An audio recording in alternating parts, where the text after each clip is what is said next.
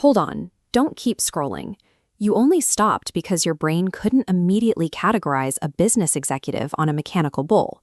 You just experienced the exact mechanism brands use to punch through the digital noise. This is a reaction to the wallpaper filter. It's a neurological defense that automatically blocks out predictable, business-as-usual information to conserve your cognitive energy. Consider this maze. The first time a rat runs it, its brain explodes with activity as it maps the environment. But put that same rat in the same maze a second time, and the activity flatlines. It has switched to autopilot. When a brand presents itself logically and conventionally, the consumer's brain treats it like the second run of the maze. It allocates zero cognitive resources to process the message.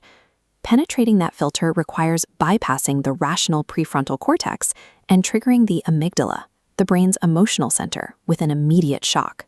Look at Canary Wharf, London's corporate heart. A gym opened here surrounded by these rigid, ultra-serious financial institutions. It had high-end equipment and elite trainers, but the public and the press ignored the utility. They focused entirely on the gym's massive 100-foot indoor climbing wall. This is useless absurdity. Bizarre, impractical elements often define a brand more sharply in the public mind than the actual features people pay for. Attention is won when you trigger the brain's "what the hell is that" alarm, not when you offer a logical argument. Once you've violently stolen that attention, you need to know exactly what you're selling. Founders often fail by spending months building a product before confirming if a single person actually wants it. Modern testing uses AI to generate a photorealistic mock-up, like a tub of banana beef-flavored creatine, to gauge real-world interest on Facebook Marketplace instantly. Intense focus on one unproven idea is a liability. In this phase, rapid momentum and constant iteration provide the only real security. Validation comes when strangers online pull out their wallets for a digital picture, long before a supply chain even exists. If that fake product gets clicks, you have to price it. Take the highest number you think the market will bear, then add a zero to the end. When you deliver that price, you must state the number clearly and intentionally refuse to smile or break eye contact. If you aren't receiving any pushback or complaints about your rates, you are actively leaving money on the table. This chart shows the target. You are ignoring the 90% who shop strictly on price to isolate the top 9%, those who purchase based on passion and perceived value. High-ticket pricing functions as a psychological sieve, filtering out bargain hunters while establishing an immediate perception of premium desirability.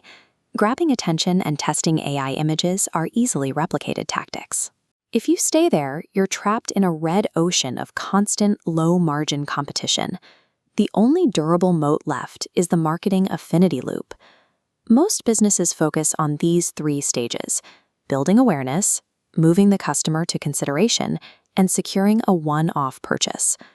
True brand power resides in the final two nodes, transforming buyers into vocal advocates and eventually securing lifelong loyalty. A single transaction is a commodity. A self-sustaining cycle of loyal advocates is an empire that competitors cannot easily undercut. To reach that level of loyalty, brands are moving past the saturation of digital feeds and returning to physical, in-person engagement. Leadership expert Simon Sinek defines the mechanism that makes these groups actually function. A community is more than a mailing list or a group of followers. It is a group of people who have actively agreed to grow together. Building that level of loyalty shifts the focus from the product itself to the identity of the people using it. When the community itself becomes the value, the sales pitch becomes secondary. Now, give me $10,000